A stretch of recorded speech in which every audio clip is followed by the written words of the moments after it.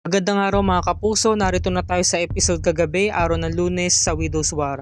Nakapagkita na nga tong si Aurora dito kay Hillary para kamustahin yung kanyang apo sa labas. Dumating nga tong si Hillary at nakipagbeso-beso, sabi niya it's been a long time. Ang tagal nating hindi nagkita, sabi ni Aurora. Sabi kasi ni Hillary, oo nga paano ba naman kasi sobrang busy mo sa mga goals, pati na rin sa crazy family mo. Sabi naman ni Aurora, ano pa nga ba, 'di ba? So sabi ni Hillary, wait, di ba kinakamusta mo sa akin yung apo mo? Sinabi ko naman si Hillary, hindi ko siya apo. Well, okay, sige, kid na lamang ang itatawag natin. Your granddaughter, right? Nasa maayos siyang kalagayan ngayon. Nasa mabuti siya. At tinuring ko siyang parang tunay kong anak. Pinag-aral ko, minahal ko na mabuti. Maayos na po umuhay niya ngayon. Hindi mo lang ba siya kakamustahin? Samantalang itong si Sophia, may kipagkita nga dun sa squad nga nila, di ba? Inawat siya ng nanay niya. Pwede ba, Sophia? Atupagin mo na lang itong pakikisipsip mo sa tatay mo. Total, nadagdagan na naman ang sampid dito sa pamamahay na to. Kaya imbis na barkada inaatupag mo, asikasuhin mo ang tatay mo, okay? Narinig siya ni Ruth.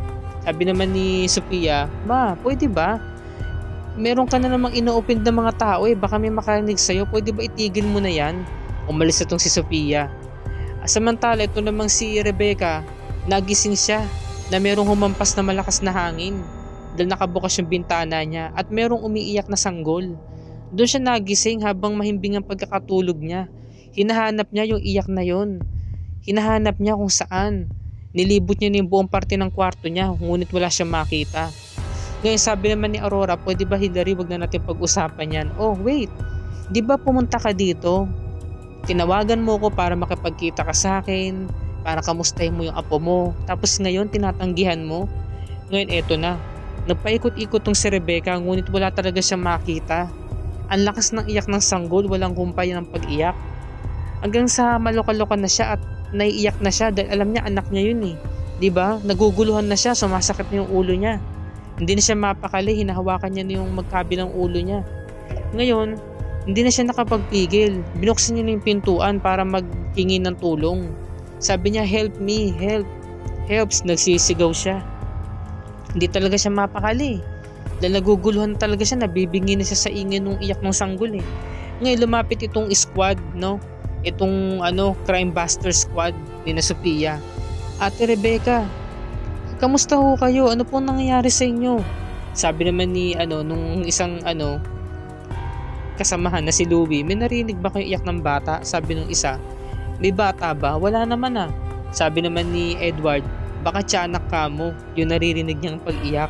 Wala naman bata Sabi naman ni ni Louie, respeto naman Sabi. Ngayon, sinipat ni Rebecca yung ilalim ng kama at nakita niya unan pala. Niyapos-yapos niya. Ngayon sabi naman ni Edward, baliw talaga. Sinaway siya ni Sophia, sabi niya, Ward, ano ba? Kasi sobra na nilalait niya na si Rebecca Ngayon ito namang si Aurora, sabi niya, anyways, meron pa akong importanteng lakad. Alam mo naman kung gaano ka busy. Alis na ako. Sabi naman ni Hillary, wait, hindi man lang ba tayo magko-coffee? Sabi ni Aurora, alam mo naman na ang coffee ay masama sa mukha. Look at you, my dear.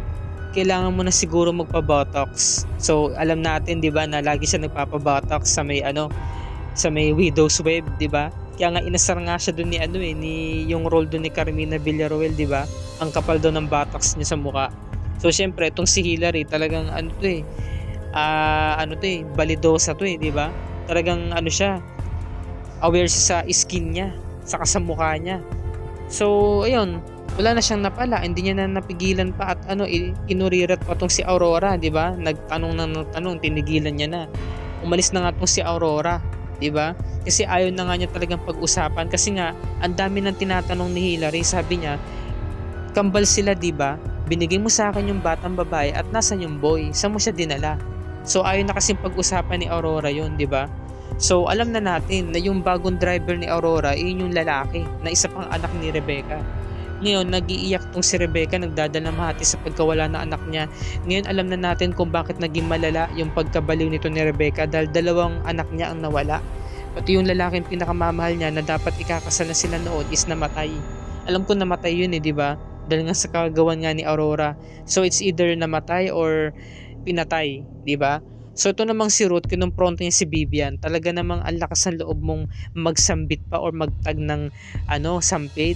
Samantalang ikaw, ano bang tingin mo sa sarili mo? Sabi naman ni Vivian, at least ako, pwede akong maging palasyos kagaya ng anak ko. Ikaw, sabi naman ni Ruth, pwede rin naman ako maging isang palasyos. Yun nga lang, naudot yung sagutan nilang dalawa dahil narinig nila yung sigaw ni George. Diba? Ang tagal nang sinasakal ni George ni Peter doon sa kwarto ni Basil. Nataranta sila, nabigla sila dahil ang sumisigaw to si George eh. Siyempre pinuntahan agad nila, sumunod tong si Vivian.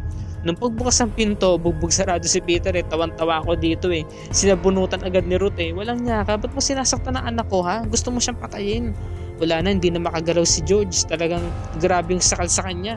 Pinagtulungan siya ng mga babae, pati si Vivian. Si Vivian, ang laki ng katawan yan eh. Malabalye na yan eh. Sabi ni Ruth, ano bang ginagawa siya ng lalaki niyan ha? Walang niya yan. Nay, ninanakaw niya po yung mga gamit ni Basil. Ito namang si Vivian, nire-wrestling si Peter. Kawawa eh. Siyempre, nag-aagawan sila ng mga relo, pati mga alahas. Akin na yan, hindi pwede.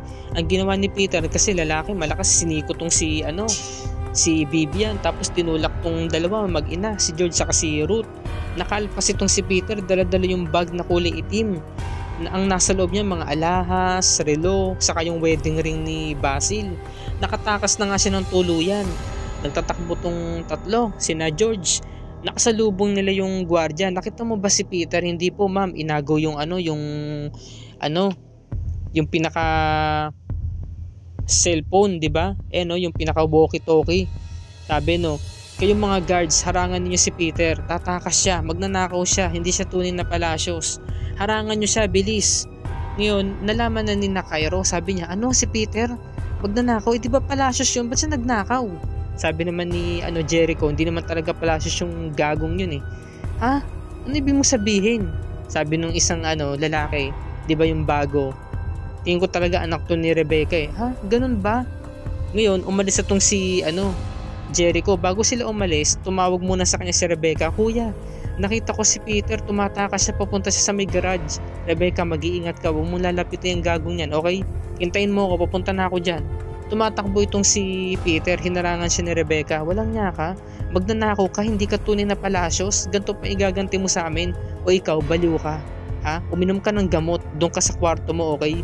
Huwag mo na akong kalabanin pa. Nung tatakas itong si Peter, hinarangan si Rebecca. Wait, saan ka pupunta? Huwag kang tumakas. Ayaw mo paawat ha, sinuntok niya si Rebecca. Siyempre, lalaki to malakas to eh. Anong nangyari? Itong si Rebecca, napasubsub na lamang sa sahig, napaupo. Hindi na siya makapagsalita eh, dahil sinikmuraan siya eh. Talagang itong si Peter pumapatol talaga sa babae, di ba? Ngayon, nagtatakbo siya. At kumuha na nga siya ng getaway car, di ba? Ninakaw niya yung sasakyan eh. Dumating itong si Jericho, sabi niya, Rebecca, si Peter ba may gawa nito sa'yo? Oo, walang niya talagang hayop na yan. Sabi niya kay Cairo, kayo na muna bahala dito kay Ma'am Rebecca nyo. Opo, sige na, alis na ako, habulin ko si Peter. Akay-akay nilang dalawa si Rebecca at inupo muna doon sa may lamesa na may upuan. Ngayon, tumakas itong si Peter. Inawat na nung gwardiya, ngunit nilagpasan niya. Ito namang Sam ay kararating pa lang sa palasyos.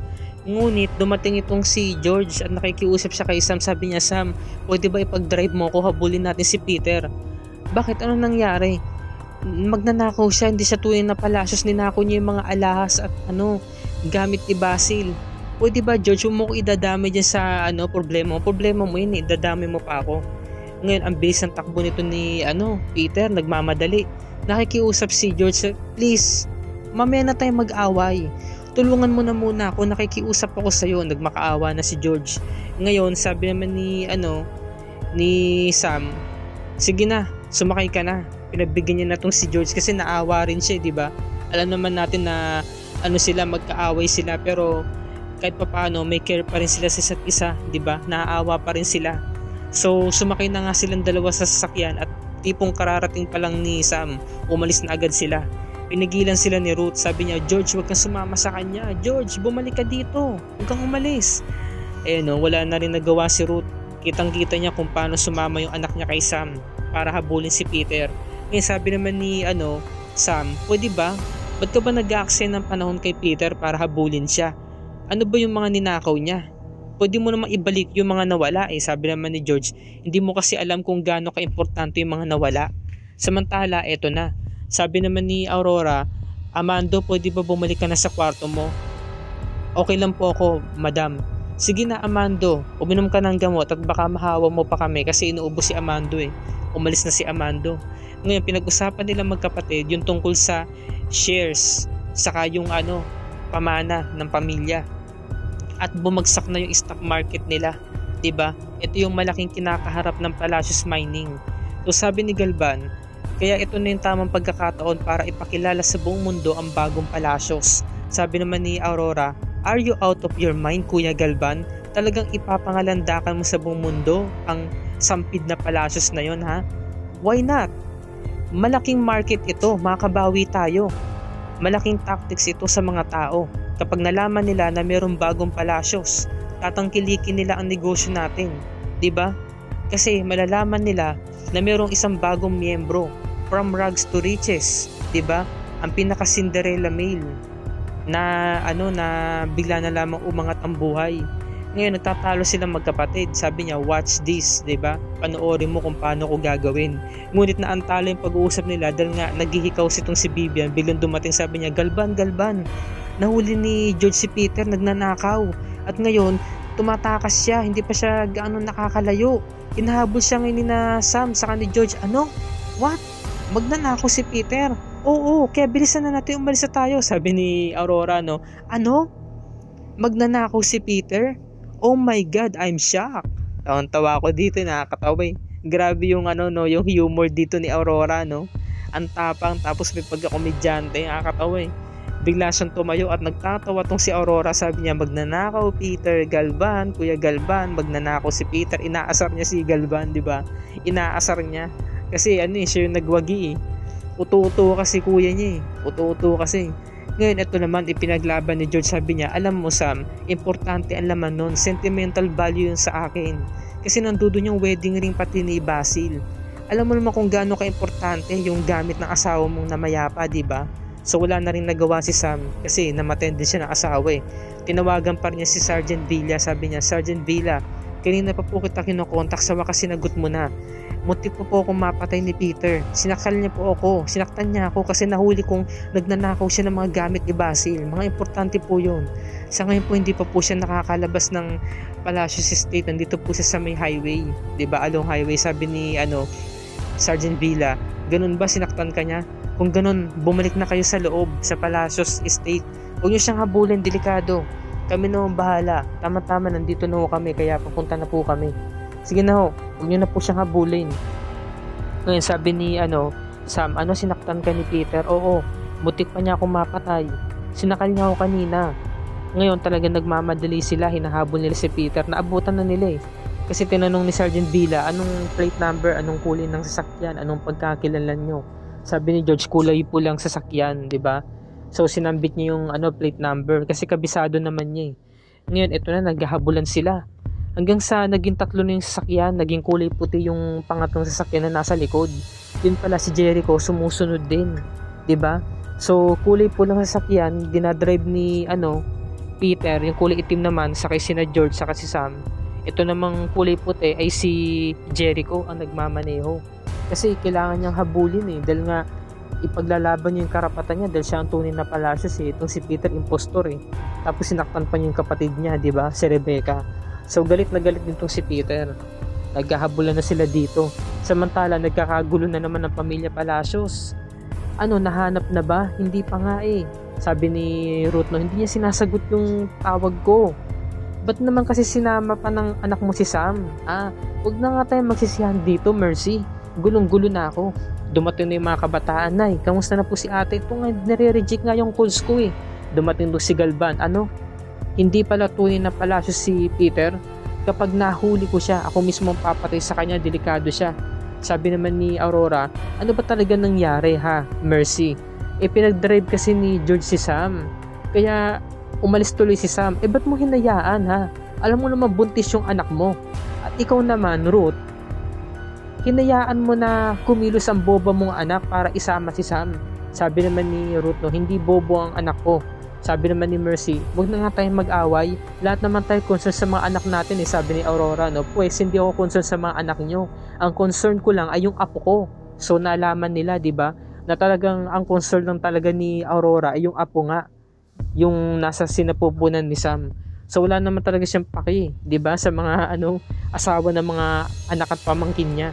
So yun na, nagkakagulo na. Sabi niya, Amando, tawagan mo si Sergeant. Ayun. So ito na nga, naghahabulan na nga sila. Ang ginawa nito ni Peter, dahil nakalabas na nga ng Palacios Estate, nakalagpas siya doon sa may gate Bigla siya kasing kumanan, 'di ba? Nag-iba siya ng ruta. So alam na ni George sa ni Sam kung saan siya papunta, sa may bodega. Inihinto niya yung sasakyan, pinatay niya yung kotse, lumabas siya. Ngayon nagmamadali siya, tumakbo siya doon papunta sa may bodega. Na-corner na siya dito Ngayon bumaba rin tong sina George saka si Sam. Ngayon nung sinisipat ni Peter kung sinusundan pa siya ng dalawang babae, paglingon niya, dire-diretso siyang pasok doon sa may bodega. Ang dilim Pagharap niya, bigla na lang siyang hinampas ng baseball bat sa muka dito sa may kaliwang pisngin. Nang hina na si Peter, tumumba na siya. Ayan ang dami niyang dugo dito sa muka. Talagang nakita niya na kung sino yung killer. Namukaan niya na kung sino ito at nakilala niya na talaga. 'Di ba? Gantong-ganto yung suot ng killer nung pinatay niya si Beverly. So alam na natin mga kapuso na si Peter pala ang sunod na mamamatay dito sa Widow's War. Nakita niya ang mukha nito pero huli na dahil katapusan niya na mamayang gabi. Kaya abangan natin to mga kapuso dahil grabe yung intense, grabe yung kaba, yung takot, yung horror, kapanapanabik na eksena. Kaya wag natin itong palalagpasin, no? Ang kamatayan ni Peter mamayang gabi sa episode 52. At dito na po nagtatapos ang review and recap natin para sa araw nito mga kapuso. Kung bago ka pa lamang sa aking channel, pakisubscribe lamang po para lagi ka updated sa mga episodes ng Widow's War and other GMA shows tulad nito. Maraming salamat po sa inyong panonood mga kapuso, and God bless us all.